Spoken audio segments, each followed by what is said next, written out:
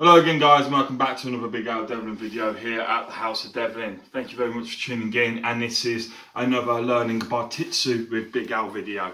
Okay, so I hope this will inform you guys with a few new moves that you can use if you ever find yourself in an encounter where your life or health is threatened by someone who's seeking to do you harm. Remember, this primarily, your walking cane is simply that. It is a walking cane. It is a tool to help you walk. But if you learn and watch the videos that I've done and learn the moves that I have sort of adapted from the art of bartitsu, then you will learn how to turn this from a walking tool into a self-defense tool. And today we will be looking at what happens when, not when things go wrong, but when things get close. Because the brutal reality, if any of you have been in, a proper kind of street fight, so we say, or anything along those lines, barroom brawl, anything along those lines, you'll understand that the beginning of most fights and the end of most fights starts at a distance. It will be people, hellering at one another, like, yeah, they'll be shouting and all the rest of it. At most then, they'll get close and they may grab each other's t-shirts, then push them away. So there's a lot of pushing and grabbing to start off with, but kind of still trying to keep it at a distance. Neither party wants to get involved in the fight. This is the perfect opportunity for you to walk away from the fight and say, I don't need this, I'm bigger than this. If I've got a walking stick, I'm most likely a little bit more vulnerable on my feet. What's the point? But if you find yourself cornered or simply having to, literally, as I say, sometimes there are points when you simply cannot walk away, then obviously the fight can progress to the next stage, which is normally someone throwing a big punch. Someone will decide enough's enough, they'll throw a big punch in, and it will normally come in with a big right cross, especially if they're not trained, they won't come in like this or anything like this. They'll just come in with a big swing, and that will either knock the person out or then there'll be a return strike. And then after that, the fight will then come up close, and there'll be a lot of grabbing, holding, people will be clinching one another. And they're doing this not because they know how to do clinch work necessarily, not because they're MMA fighters or anything along these lines. They're doing it out of fear. Okay, people feel safe when they're holding the person up close and personal because they can't get hit. If they bear hug you and grab you round the back, they can't get hit. You can't hit them, but they also can't hit you. And as I say, most fights end up this way because most fights, the people don't actually want to get hurt or do the hurting themselves. They're afraid. It's only in the rare circumstances where you find yourself going up against a trained fighter or someone who's experienced, and someone who actually has the sort of will or the desire to want to hurt you, or the other way around, where you are literally, as I say, like against a mugger who will hurt you, who is decided that if you do not give your wallet over, your money over, whatever, that they are going to stab you, punch you, do whatever. That's a rare circumstance, but it is something where you will find yourself engaged in from time to time. So in the videos up to now, we've looked at light strikes, which are always coming from above around here. We've looked at the grip, and we've looked at that, how we can do light strikes. We've also looked at heavy strikes, which are two-handed and led by the left hand. We've looked at thrusts, okay, and I've sort of dictated to you about don't go for the long thrusts like you're an epee fencer or anything like that, because that's just going to lose you your weapon. Keep it short range, two-handed thrusts, bang, and almost always going downwards as well because they're harder to catch, and you're just trying to poke them around here, unless you can get a headshot, but you typically just poke them in the body, keep them distance, and when they've created that distance, bang, you come back in with another strike. That's what we've learnt so far, or a summary of the basics of what we've learnt so far. Today we're going to look, as I say, at what happens when things don't necessarily go wrong, but when things get close. The reason I say it's when they go wrong is when a fight gets close, when you do have something like a walking stick, that is where the fight for you has gone wrong, because the cane gives you range beyond almost any other potential weapon that you might be going up against. Okay, so if your opponent is unarmed, then you've got however long this is, you know, which in my case is probably about 4.5, 5 feet. You've got 4 to 5 feet worth of distance on them, okay, of range.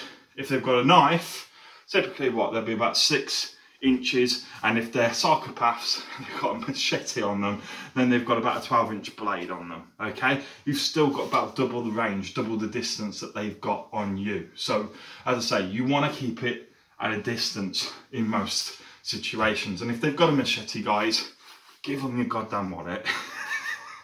That's a weapon that you don't want to go up against. But the point I'm making is this has got range pretty much over anything and everything you're going up against, unless they are coming up tooled up with very specialist weaponry, okay? But in a random street encounter, I would say 100% of the time you will have range. And so, as a result, because you have range and your range is deadly, it hurts like a bitch to get hit by one of these at full whack. You can break arms and you can certainly deter your opponent from coming any closer. Because this hurts so much, keeping at range will win you the fight. But if they somehow do get close, for example, they realise that this is a threat, they don't see you as a vulnerable individual who's got a walking stick because, well, they need it to walk. They see you as a vulnerable individual, but a vulnerable individual who knows how to use this as a weapon, then they will most likely want to close the distance as quickly as possible. So you've got to get into your opponent's mindset. If they are half decent at fighting, if they know about close quarter combat, so to speak, if they know about fighting with weapons or against weapons, they'll know not to keep range against this. So close the distance as quickly as possible. Or let's say you hit them and they just take the blow and then they close in the distance. Again, that's another thing. So if you're going up against someone who's just tough as nails, again, you could find yourself basically ending up close and personal. And a rule of thumb is, in fighting, the unpredictable almost always happens, okay? You can never predict what's going to happen in a real life fight. You never predict it. So you might as well prepare for the unpredictable, okay?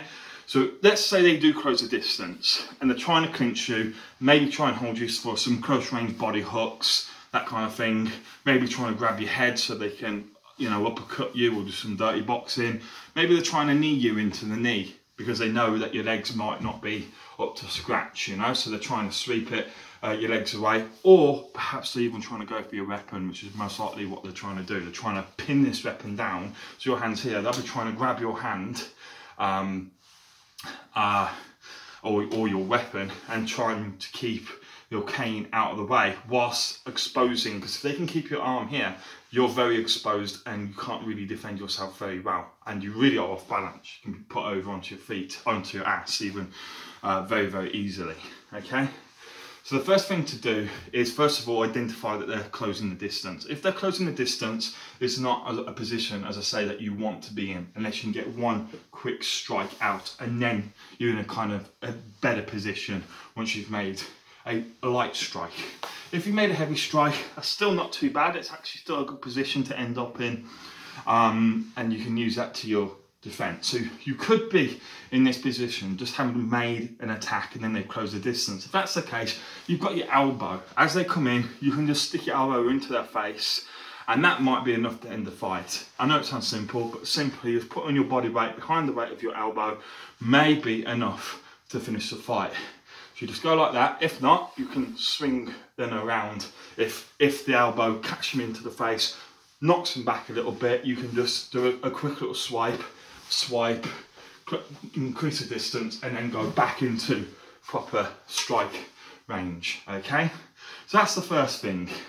Second thing, what if they get in and they get behind your elbow, they get their head tucked away into your armpit, their arm around here, that kind of thing? Well, first of all, you're going to want to get their head and their arms away from here, and you want to get a little bit more square on rather than side on, because you're a little bit weak to being thrown, picked up and thrown in this position. Okay, so you're in this position, And so what you want to do is simply rotate like this. So imagine their head to there, they're not going to want to be there too much, and you just rotate like this and you should be able to get them off. If their arms are a little bit too strong, you can push down as you rotate. You rotate and push down with your cane, so you're using your cane to push them off you. Then you can either kick them away or push them away and go in with a strike again. So it's all about opening them up for another strike, for punishing them for getting too close. The best situation to find yourself in, other than, as I say, finishing it very quickly with an elbow, is if they've come onto you, they've charged you, they've taken you by surprise, but you've got your cane like this. This is how you must hold your cane. Okay, so this is your striking position. All you do is you just go like that to get into your strike, your sort of grappling position. At this point, you're very hard to deal with. Okay, if they're coming straight towards you. Okay, the reason as such is as they get close, bang, you can just push them away, bang, and it's very strong. You'll be surprised how strong this is. As you do it, you don't want to be pushing directly forwards. It's more of a sort of up and forwards, and you want to put your body weight into it. So you want to step into it like this, and what you want to be doing is ideally aiming for the throat. Okay, so if you imagine on myself someone using this, if they pushed up like that, you can see even with just my fingers, I'm not trying to exaggerate this, it kind of pushes me away. I have to, because if not, I'm not going to breathe and then I get my neck broken. Okay, so it's an immediate way of, as you can hear from my voice, very pressurizing. Okay, so if you do find yourself going into a square on grapple, pushing into the throat is always a good way. Even if it doesn't get rid of them, it's still a great place to get this stick, because then what can happen is a variety of different things. You either push them away, and as I say, you then go in for a strike, or push them away and you can just do a quick strike like that, followed by a return strike. So it would be this kind of thing. Okay. Or you, I'm trying to think really what else you would want to do from this position. Or you push them away, but you can't get them off, so they're stuck. And the reason you can't get them off is they're holding onto your stick. So you find yourself into a grappling war. That's the only problem with having the stick in this kind of position, is if you put it into them and say you get a little low around here rather than up here, first thing they're going to do is grab onto the stick yourself. Now what you need to do is very quickly step back with your lead leg, okay, and simply twist and turn your body. That will guarantee get them off, okay? Twist and return, and as you do, bang, you can come back with another return strike, even an overhead strike, okay? So twist and turn, so there's a turning motion. It's a twist and a turn. The turn's the most important bit, like that, and then, okay? Okay, or you can go the other way, where you go like this, which is not quite as good, but you can try to push them off this way and then come with an overhead strike. It's not as good, but it's still, if that's your only option, then that's what's available to you, isn't it? You know, the other one is just to suddenly yank it out of their hands really quickly, so they've got a weak grip. Is just to step back, yank it out of the hands and go straight into a thrust. So you can imagine they've got it, yank, bang, okay, yank, bang, okay, like that, okay. And if you just want to do a quick twist, you can just do that. That can sometimes get the hands off, not a problem. And you just twist back, and you know, you can do all these kind of twists to get them off. And once they're off, depending where you are, bang, you've got a strike. Or if you're here, I don't really know what you do from here. To be honest, you're going to have to try and create that distance again, because the only thing I can think of is your legs are in the way. So if you get into this position, you're not in the best position. Try and stay out of that position. Other things that you can do when you're up close and personal, as I say, if you do create that distance, You'll see this in barroom brawls a lot. People who know what they're doing, doormen especially, if you come up to them, they'll push you away with a sort of triangle grip. They'll suddenly push you away and create distance. If you do the same with the stick and use that as your aggressive attack, so you don't start with a strike because you don't want to hurt them too much. You simply push them away. As they go away, you then do open them up to a strike of numerous types. But one that's quite nice, once you've pushed them away, you're actually in a position of a very heavy strike. Okay, we've done them in the heavy strike video. So you push them away, you step back, and then you simply come over the top like that. So you're hitting them with the point of the cane. Bang. Okay?